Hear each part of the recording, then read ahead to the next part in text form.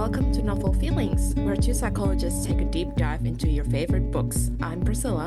And I'm Elise. Today we have a very exciting interview with author Danielle Binks, where we are going to be discussing her new book, 6 Summers of Tash and Leopold. We have a lot to talk about, including gentrification, school can't, gambling addiction, and anxiety. Yeah, before we get started, have you noticed the makeover that we've had? Hopefully you have if you're listening in your podcast app, but we have a new logo, we have new colors, we have new branding. Yeah, everything is pretty fresh and looking pretty good in my opinion. Yes, so Elise has worked particularly hard on this rebrand, so please let us know what you think of the new designs. Using my limited graphic design skills. Well, I had none, so, I'm an expert compared to your graphic design absolutely. skills. We thought it was about time that we sort of refreshed things and maybe sort of updated our look and feel a little bit. So, yeah, goodbye to the 2 cartoon people sitting on a book. Hello to the NF abstract book and our pretty mostly purple color scheme. So go check it out if you haven't. It's been integrated across all of our socials, our website, and so on. So yeah, check it out. We're really happy and proud with how it's turned out. Yeah, but in case you don't know who our author is today, let us introduce you a little bit. Danielle Binks is a Melbourne-based writer and literary agent. She is the author of best-selling middle grade book, The Year the Maps Change, one of my favorites, and the award-winning young adult books, Begin and Begin, a #LoveOzYA anthology, as well as The Monster of Her Age. And a little bit about the book. Tash and Leopold, Tash and Leo, are neighbours who used to be best friends but aren't anymore for reasons that Leo doesn't entirely understand. But now it's the last week of year 6 and Tash is standing in Leo's front yard with a misdelivered letter and a favour to ask. It's a request that will set off a chain of events in their little crescent in Noble Park, a suburb that is changing and fast. As they solve an unfolding neighbourhood mystery and help Mrs. Shepperson, a reclusive neighbour with a tragic past, Tash and Leo each has to confront fault lines in their own and recent histories and families. Thank you to Hatchet Australia for linking us together. Just a very quick note that we have 2 very good friends called Tash and Leo, and it has been difficult whenever I see the characters' names written as Tash and Leo to visualize these child characters as opposed to our good married couple friends who we do trivia with on a regular basis. So that's why we keep calling this character Leopold and not Leo. Yeah. To not visualize our friend Leo. Tash and Leo as 11-year-olds. Can you imagine? Yes, that is a slight mental shift that we have to keep doing. Anyway, just a reminder to check out our show notes for our disclaimers and content notes. And let's get started with our non-spoiler questions first. We are here with Danielle Binks. Danielle, we are so excited to talk to you today. Thank you so much for coming on the show. Before we hit record, we were just sort of talking about how we've been in each other's spheres for a while and following each other on social. So yeah, it's just nice to be in the same chat with you, put a full face to the name or be face to face. Yeah, it's just great to have you here. I believe the words you used were parasocial relationship, which I love. Well. I love that for us. Thank you so much. Well, turn this parasocial relationship into an actual working relationship, right? Let's, please. This is much healthier than the parasocial relationship I had with Joshua Jackson growing up. So that's great. That's fabulous. I love it already. Good. All right. Well, we're here to discuss your latest novel, 6 Summers of Tash and Leopold. So this is your second middle grade novel. What draws you to writing for this audience? I think I'm one of those weird people who can very clearly remember my middle grade days, my ages in primary school. Some memories I have of primary school that I swear are more crystal clear than what I had for dinner last night. And I think for that reason, it also means it's the good and the bad. I remember struggling with friendships in primary school. I remember feeling very discombobulated, not knowing what other people were thinking about me and being kind of hypersensitive to the assumptions that people were talking about me or they hated me. I feel like I went through those waves of emotion a lot more in primary school than high school even.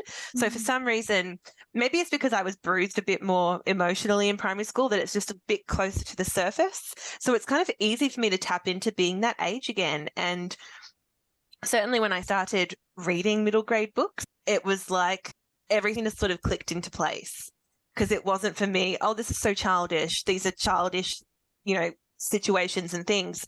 For me, it was, oh, I remember this age. Oh, I remember these feelings. So because when I was reading it, it was very easy to get back into it. And then the transition to writing it was even easier, to the point that when I'm writing middle grade, I can get very emotional, because all of those feelings are, I feel like, kind of a bruise that hasn't quite healed, and they're very easy to just squeeze and tap and prod at and kind of leak out of me a little bit, which makes it sound like it's got like a staph infection. Maybe that's true of writing for me, potentially. Hopefully not, but there you go. Well, it sounds like writing is quite therapeutic for you. We'll put it that way.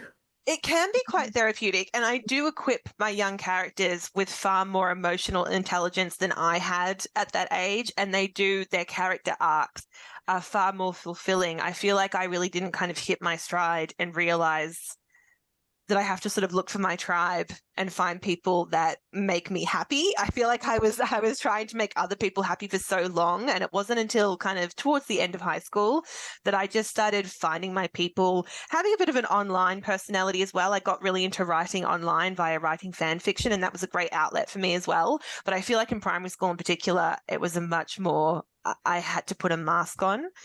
It's such a potluck when you're in school, the people that you end up with. It's kind of like family in that you can't really choose them.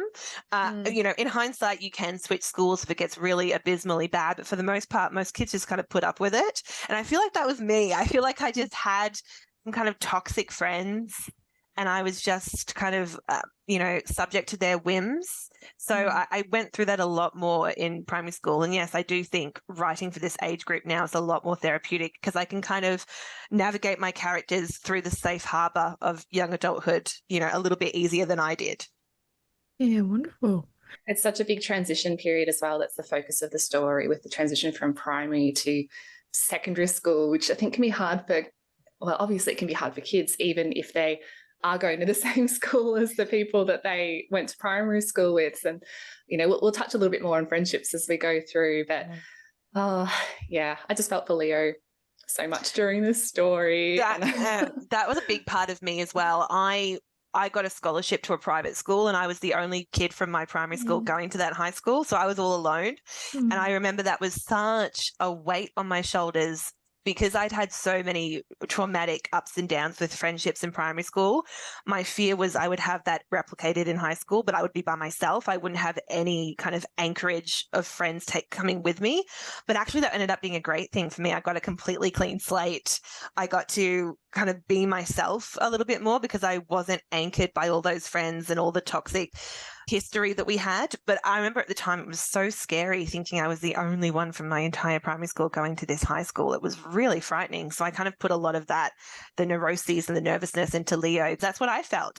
It's a big burden for Leo to bear. I'm so sorry, Leo. It is. I do that a lot with my characters. Stuff that I went through, I give to them, but they figure it out a lot better and quicker than I did. But it is still very much like a cleansing ritual, I guess. Absolutely. Mm-hmm. And of course, you've also written a YA book, The Monsters of Her Age. So for you, what are some of the differences between writing YA versus writing middle grade? I think for me, it is that idea of family. I think for middle grade, kids and child characters still need that safe harbor of guardians or parents, someone to still look after them who's an adult. They can't really go off on their own. But I think with teenagers and YA, you start to experience a little bit more of teenagers realizing my family doesn't have to be my forever family. I can go and start creating my own family of friends, maybe. And that's kind of beautiful, because as you become a teenager, you're becoming more of yourself. And not every teenager has the luxury of a family who understands and accepts them. And there are genuinely some toxic families out there where you would just say to a teenager, you don't have to be tied to them forever. You can actually go and choose who you want to hang out with and live with, and who gets your time and your peace to a degree. But kids don't really have that luxury anymore, even if their family is toxic. And certainly some really beautiful middle grade novels have explored the foster care system, for instance, but they still need an anchoring adult of some description in their life. They can't go it alone, whereas teenagers can go it a little bit alone. I mean, I wouldn't want to see a teenager being truly solo. When I say alone, I mean choosing to discover a found family is kind of going off on your own and cutting those apron strings. And a bit more independence as well. Yes, Yeah. it's an encouragement of independence, whereas I think child characters have to learn when they need to ask for help a little bit more as well, and that often involves, speaking to an adult. So I think that's a big focus of middle grade, is articulating when you do need help and who can help you, finding that safety. But when you're a teenager, you can start articulating a little bit more that you want to leave a bad situation and go it alone and start to be a bit more independent. It's such an interesting and such a distinction between the two that I haven't really thought about before, because in middle grade it's more about learning when you need to talk to someone else for the purpose of problem solving, whereas for those older characters it's more about problem solving independently. Like, obviously it's not a clear delineation, and it's something that we can't always solve all our own problems, but I think the key arc that a lot of middle grade books focus on is like, when is it time to reach out and talk to an adult and get that support versus trying to solve things yourself. Yeah, because you would never ask a kid to take on the entire burden of whatever situation they're going through, nor would you ask that of a young adult and a teenager. But I think with teenagers a little bit more. I mean, I was and I didn't realize this until I started writing, but one of the kind of formative books that I read as a young person was John Steinbeck's East of Eden. And there's a line in that goes, "It is an aching kind of growing." And I think that's what I always write. I always write in that space of it's an aching kind of growing. And whether that's in a middle grade capacity, having to learn a few things about yourself, having to improve your own empathy, having to realize that you do have a community around you that you can pull upon and get help from, or if it's the aching kind of growing of a teenager and realizing that, hey, you don't have to stay in a bad situation. You have the ability and capability to leave now if it's not working out for you.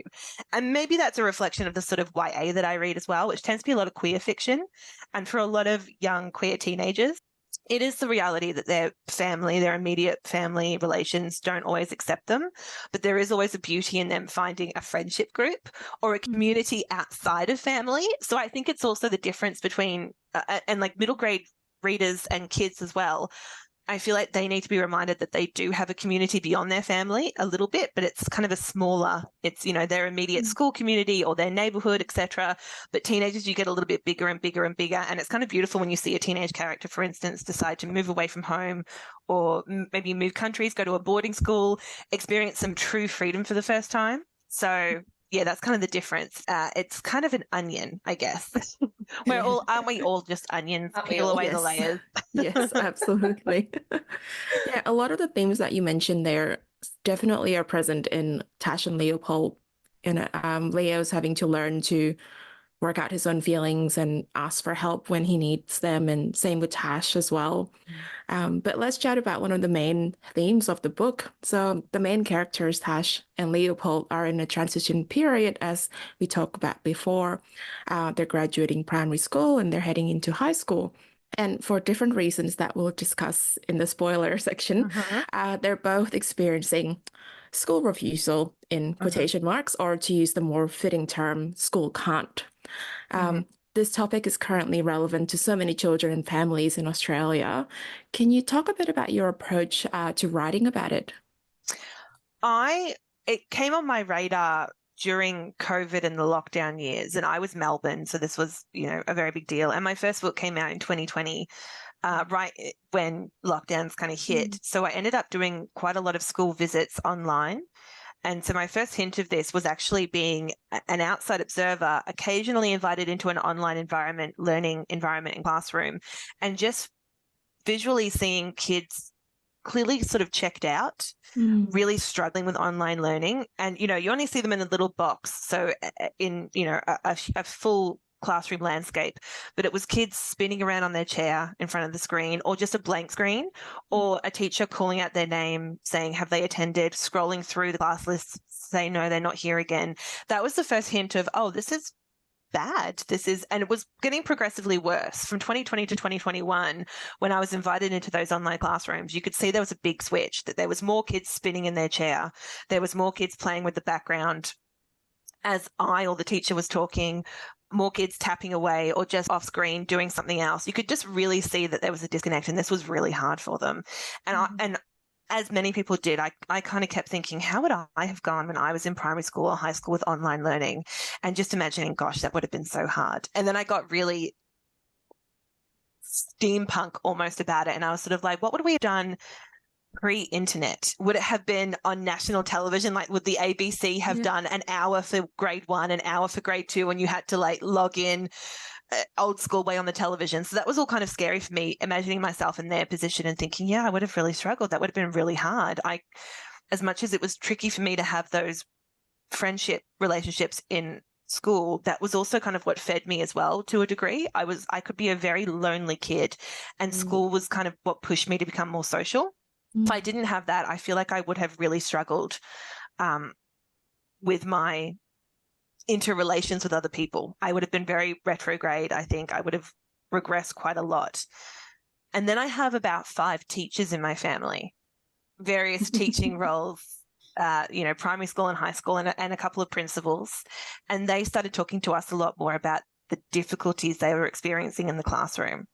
With school refusal, school can't. And they were kind of the canary in the coal mine, saying this is becoming a bigger and bigger issue. And of course, recently, this year especially, we're seeing the repercussions of it, and we're seeing it discussed a lot more at the national level and amongst government even. But also it was kind of fertile ground for me to say, that's an interesting character point. If you, for various reasons, because a lot of middle grade is centered around the school environment. And if you take that away, what do you have character-wise? And how can you make stuff hard for them? How can they have to go really inward to a degree? Because like I said, that was one of the things that would have really scared me had I been one of those kids doing online school learning, would have been how much I was in my own head, how much I would have just, like I said, regressed and not been very social. So what do you do with that? So all of those became complications, and complications are good things in stories.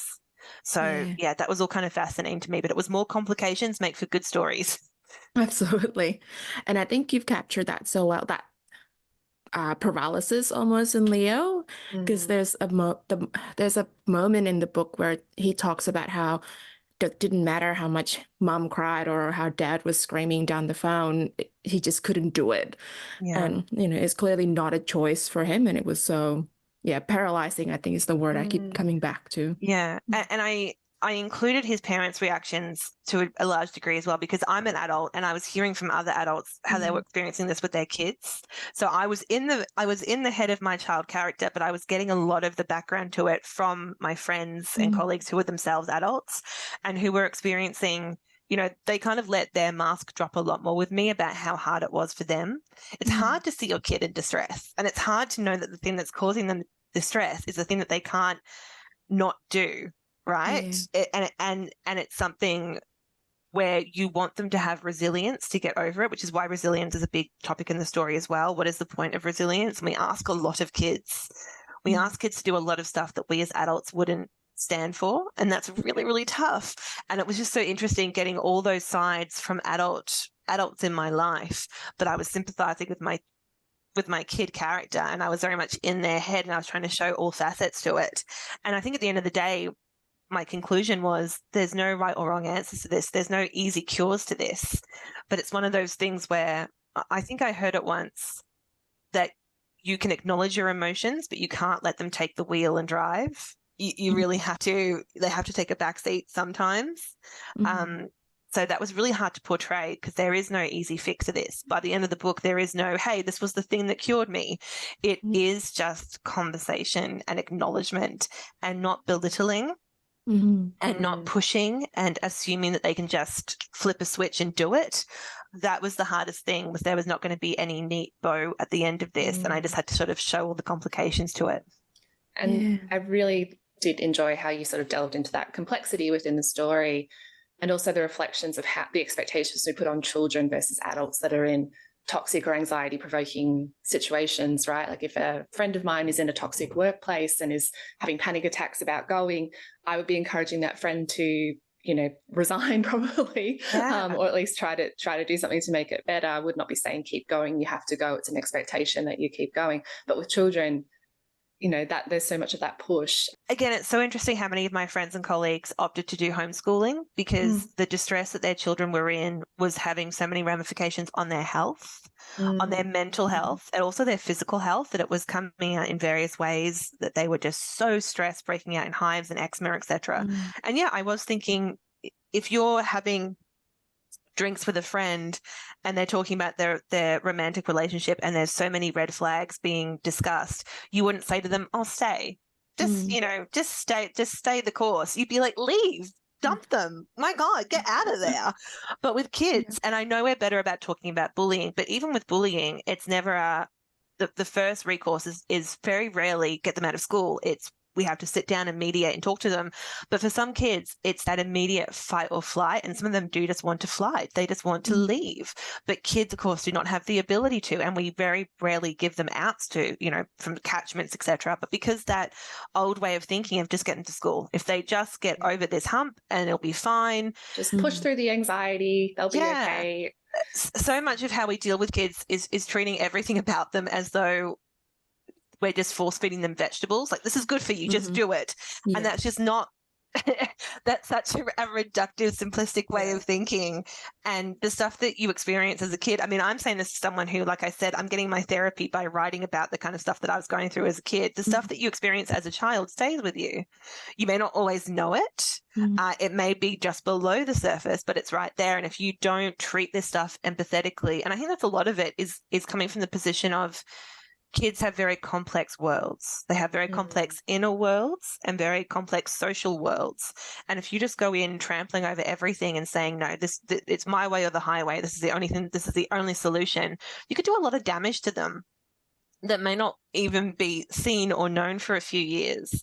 So that is incredibly complex. And like I said, there's no easy answer at the end of my book.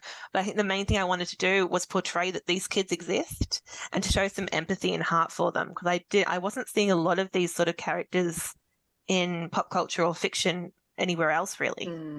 Yeah, which is interesting because, other than teachers, I certainly see a lot of these kids in my work as well. And happy to say that, well, most of us at least try not to do the tough love and just get them there no matter what sort of thing. And a lot of schools are really good about trying to adjust and modify things to try and help make things a lot easier, but it is a learning process for a lot of people. It totally is a learning process for a lot of people. And I think until those kids are a little bit older and can perhaps articulate and help us out with maybe how we approach this as well, it's just a good idea to come with more empathy. I generally think more empathy is generally the way to go.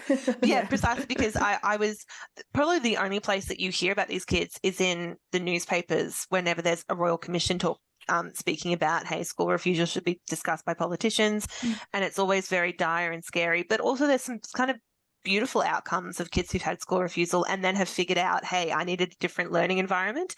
I needed to go into a different stream of education. I've heard of kids who've gone into education streams where it's more outside focus. So they are integrated into like a farming and agriculture line of course, or it is those students who've decided to do homeschooling. So yeah, that's why I kind of wanted to do it as well. Well, we'll definitely talk a bit more about the individual characters' experiences of school can't and the different anxieties that are faced by both the children and the adults in the spoiler section. But before we do that, we also wanted to chat about the setting of the story. So Tash and Leo's neighbourhood is almost another character in the story. How did you come to choose Noble Park as the setting? Noble Park. I was taking the Cranbourne line quite a lot. I live out in the southeastern suburbs of Melbourne. And, my first book, The Year the Maps Changed, was set out on the Mornington Peninsula, Sorrento, Point Nepean, etc. But I was taking the Cranbourne line quite a lot. And Noble Park, I just kept looking out the window, looking around, looking for a setting for my new book. And I quite liked the name of Noble Park. And I did that thing of just Googling and realising, it has a really interesting background. It's named after Alfred Nobel. In homage to him because they used dynamite to flatten the area, which was an invention of Alfred Nobel of the Nobel Peace Prize. And I kind of thought that was also funny that ironic they used his invention of dynamite without realizing that he was the Nobel of the Peace Prize. And it was originally spelt in like his name, Nobel. But over time, evidently people forgot that he invented dynamite and was used to explode the place and flatten the land. So they ended up just going, well, Noble, it's Noble Park. And just something about that name I think is quite quirky and cute. But my nephews were also going to the water slide park there quite a lot. And that kind of triggered a few ideas for me. So yeah, it is just kind of being out in the environment. I generally set my stories places where I've been, places that are tangible, that I can touch, that I can walk around in. And that's very much what I did for Noble Park. I walked around and I found the place where Tash and Leo live. I found the connecting bridge. I noticed the waterways, which triggered ideas for me. So it's very much I have to be centered in the place. So you're not going to catch me probably setting anything in like Omaha, Nebraska. I haven't been there, and Google Images and Google Street View will only do so much for me. I need to have my 2 feet on the ground. That's fair. Yeah. Remember, maybe it was Will Kosakis who was talking about how more and more non-American authors have to set their books in nondescript American small town in order to break into that market. Is that something that's ever on your mind at all?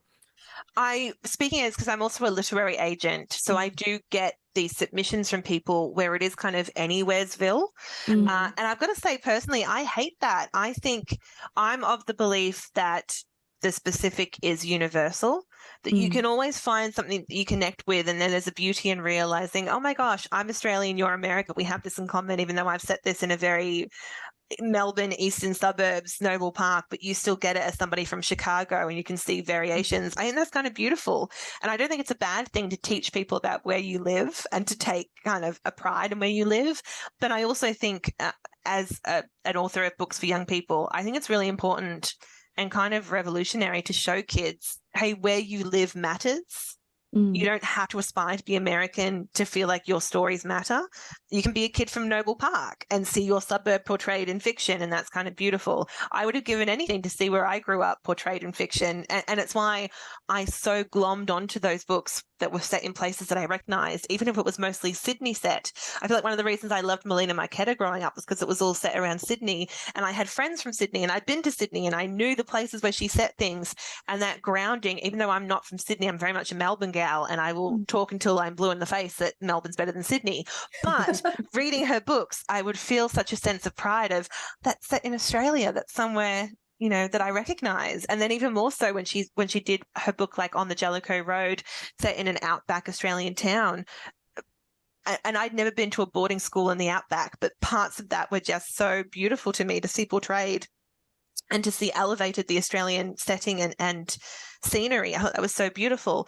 And I've since found it very funny to hear Melina Marketa talk about when she goes to America on book tours and she does a reading from her book, Americans will come up to her and say, it's so funny to hear Josie Alabrandi's accent in an Australian accent because she's American. And Melina will say, oh, no, she's not. I promise you she's not. The setting may have changed, but that is an Aussie gal. So I think that's so funny. But yeah, and I generally think we're getting away from that idea of anywheresville. And I think partly what did that, one of the plus sides, perhaps, but not really, of COVID and lockdowns was people did get more curious beyond their bubble. They did get more curious about other people, other countries, other lands.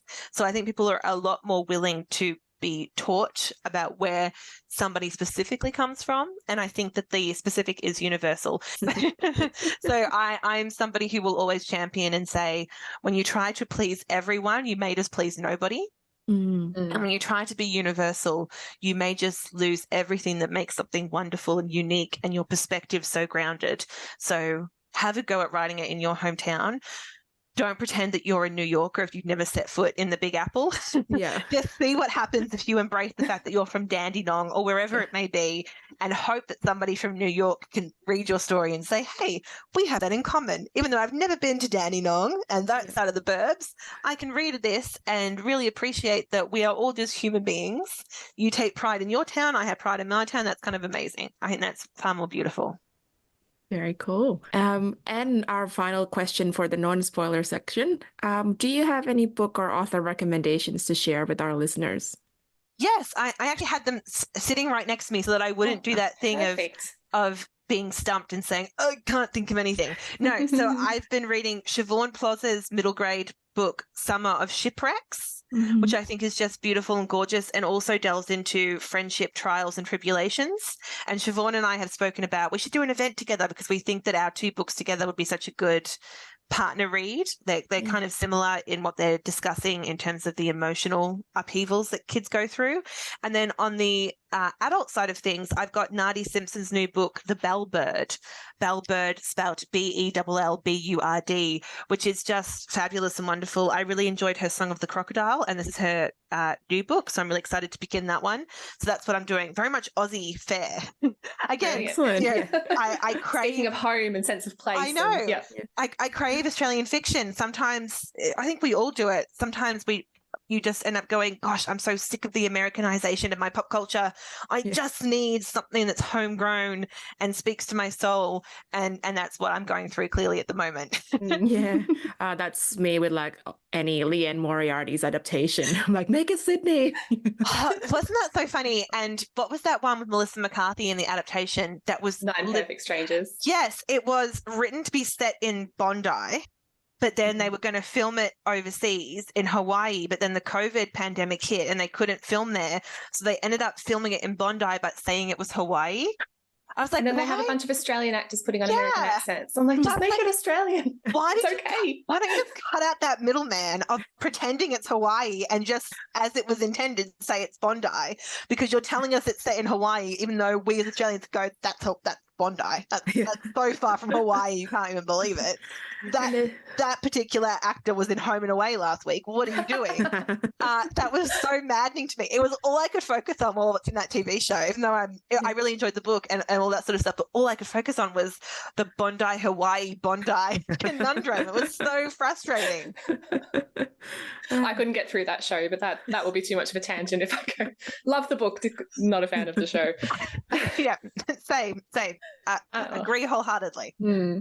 Okay, hot takes aside, we will put the links to your recommendations in our show notes. Thank you for those. So listeners, go and check those out. Let's dive into some spoilers and talk a little bit more about some of the individual characters in the book and what they go through as the story progresses.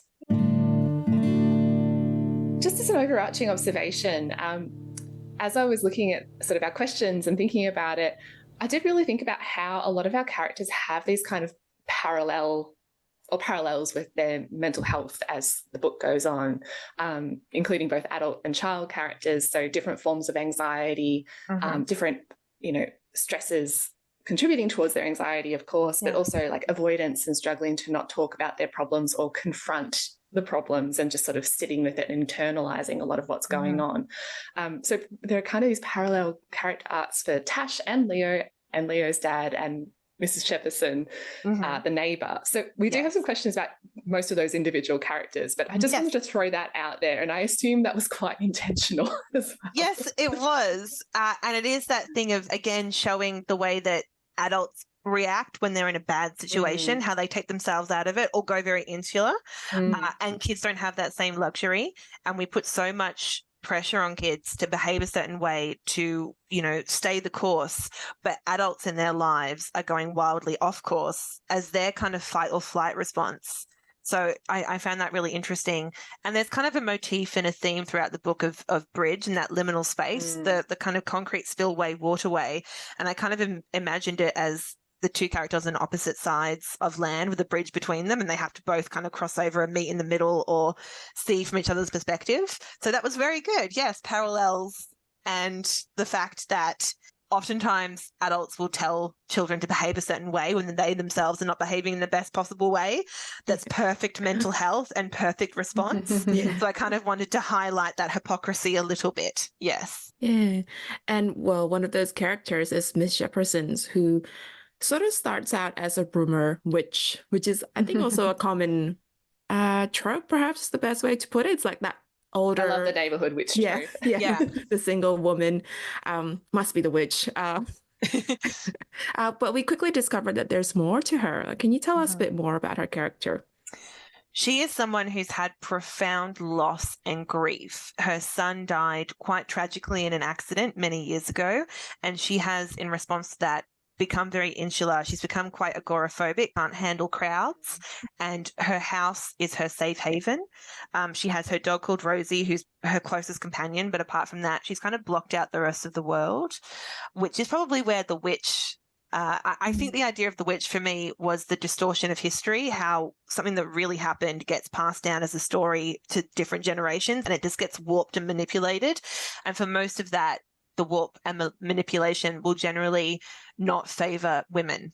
Their roles in those kind of lies, histories that get told, passed down, get the most warped and manipulated. But yeah, she's somebody who has profound grief in her life, and she has reacted by going very insular, kind of rejecting the world and relying on herself and her surrounds in her home as her only comforts. So when something happens to her that she's kind of kicked out of her home, not by any choice of her own, it kind of puts her into a complete panic, and she doesn't know how to regulate or how to deal with anything because she's allowed herself to be shuttered away for so long. And speaking of parallels, her life probably parallels a little bit Tash's life, who's someone else who's going very insular, unless her friend Leo can pull her out a little bit and say, you can't hide away from this. You can't put your head underneath the blanket and hope that it goes away, because probably he's seen Mrs. Shepperson and how she reacted, and how that wasn't perhaps the healthiest reaction to have to grief and to loss. Yeah, and Tash has a cancer diagnosis, and that's which has understandably caused a lot of upheaval in her life, and that anxiety stems from all the changes, I suppose, that's happened to her. Yeah, can we And the talk? fear of what's going to Yeah. happen to her as well, which it sounds like her parents are probably not helping with that to a degree, which is understandable. So Tash, as a child, had cancer. And as she's about to transition into year 6, she gets a kind of scary diagnosis of, we're just going to monitor this because you've got a few health concerns that we're just, going to keep an eye on. But she interprets that as a kid who's already dealt with catastrophe once, as she kind of internalizes that as things are going to go wrong again. And I just want to stem it before it gets too far out of hand. I'm just going to shut myself away. And she is somebody, like I said, having given my character some of my neuroses that I had as a kid, she kind of projects and thinks, what will other people think of me? So she doesn't want to be the cancer kid again. So she wants to take herself out of that environment and just be shuttered away. And she's also becoming much more anxious, thinking about how her parents will deal with it if she is sick again. And worst case scenario, what if she does die this time? What if she doesn't beat cancer this time? She's just going to hurt so many people. So her response to that is, well, I'll just take myself away. I'll just take myself out of the equation, which is not a healthy response at all. But there really is, medical trauma. There is medical PTSD. I've got people in my life who've been in and out of hospital or who've had awful diagnoses, and your body does kind of stop and stall and say, how do I limit and stop this from hurting anymore? And one of the responses is to kind of tuck yourself away, which is not a ideal or healthy response, but as a kid especially, who's just kind of bracing for impact, that is her response, is I'm just going to pretend that this isn't happening. I'm just going to lie in bed. And she does say that she has she's in a depressive episode. She does just want to stay in bed all day. And I can relate. When you have scary health diagnoses and stuff like that, part of you does think bed is safety, home is safety. I'm just going to stay here and not think about the outside world. Not a healthy response, but I think it's a true one for kids who go through this. It's an understandable way of coping, even if it isn't a healthy coping mechanism. Absolutely.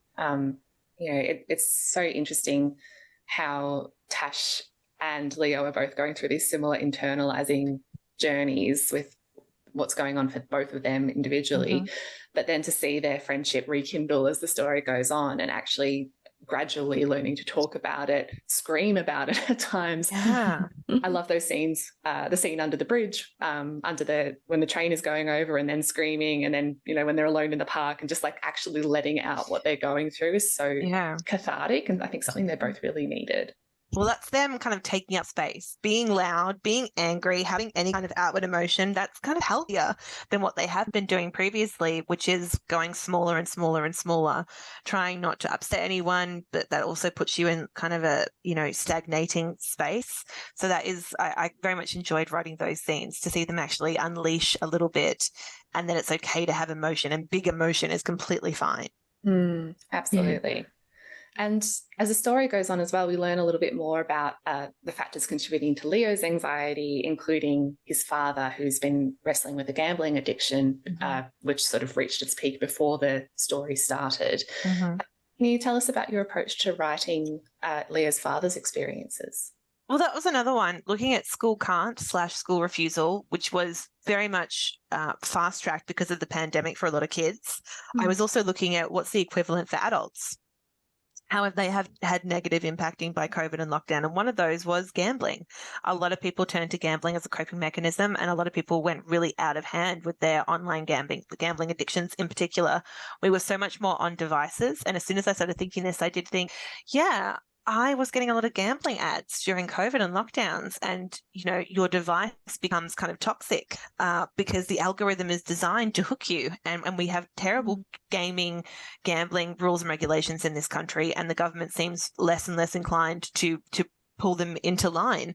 So I did think, wow, that is another way that people could have gone wildly off kilter during a time when everything was very in flux and you didn't have grounded ways to cope with these things. So that's what happened to Leo's dad, and he got the family into quite a lot of financial trouble, which then triggers a need for him to go interstate to get a job in the mines, both to get more money, but as a very typical adult reaction of, I've done a bad thing, I'm just going to leave. I don't want to live in the fallout of my mistakes. That's really hard to confront them on a daily basis. So I'm going to hit two birds with one stone, go interstate and get away from my mess and a lot of the shame that he feels about it.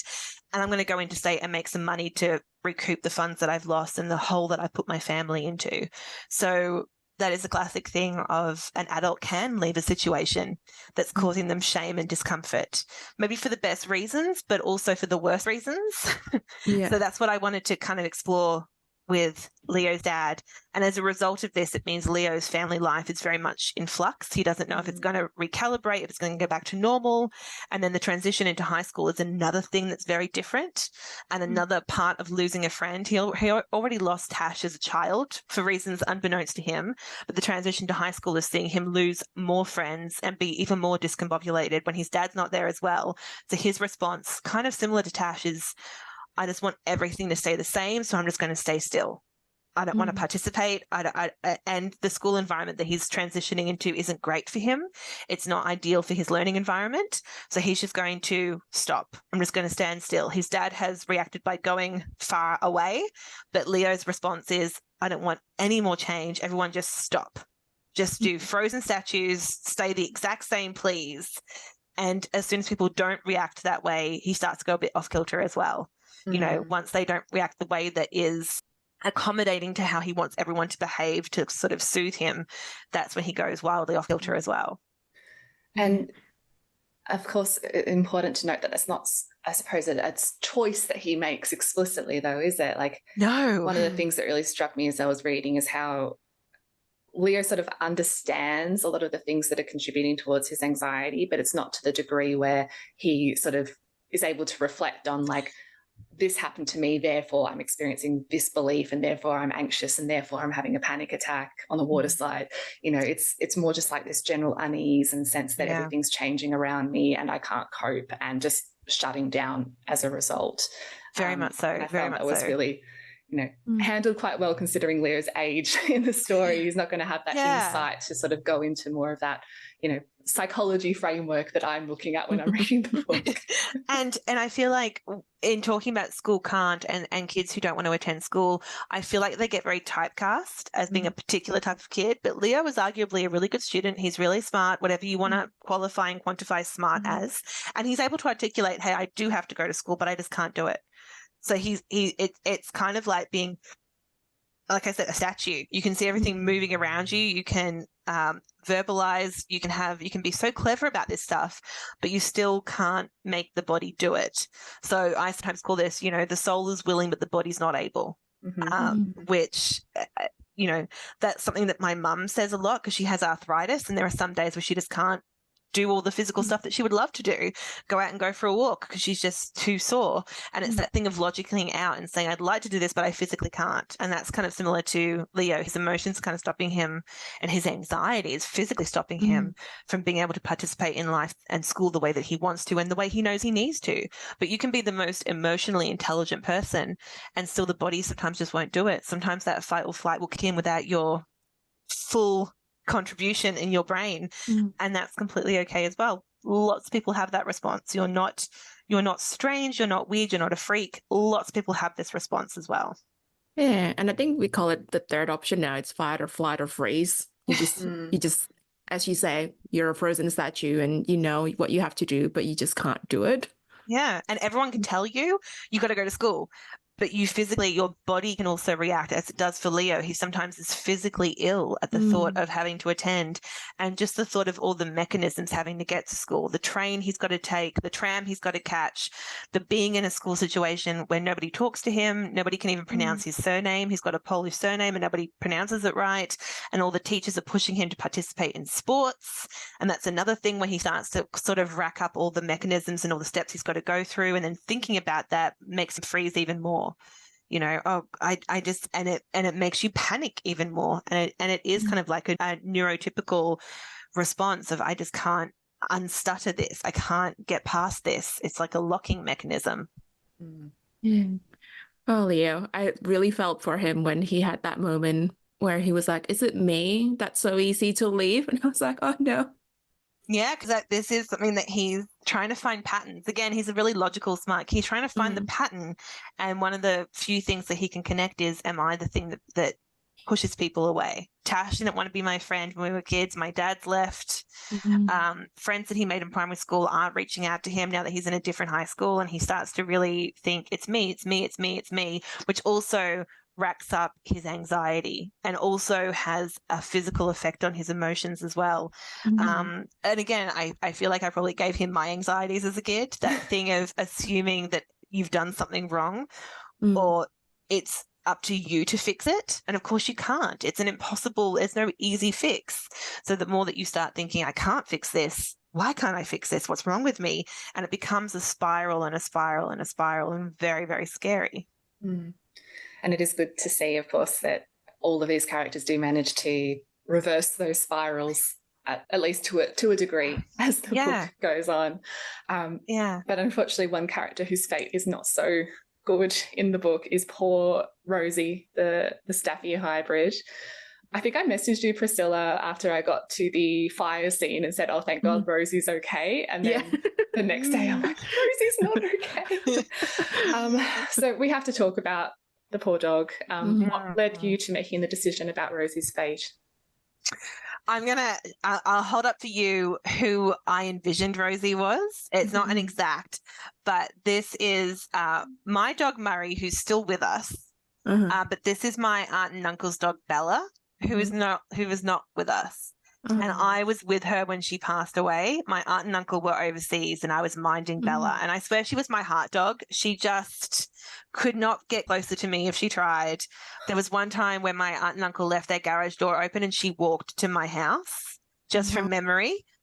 She was just the best dog ever. And she was with me when she passed. She had blood clots in her brain and I had to rush her to the hospital. The veterinary hospital, and we had to put her down. So it was all on me. I was there with her in the end, which I think is the way that it weirdly works out when that's like the dog of your heart. So I had experienced pet loss, and I was honestly thinking, I wish I had something to help me cope with this. Like I'd never really, I was someone who would avoid these kind of stories in film and television.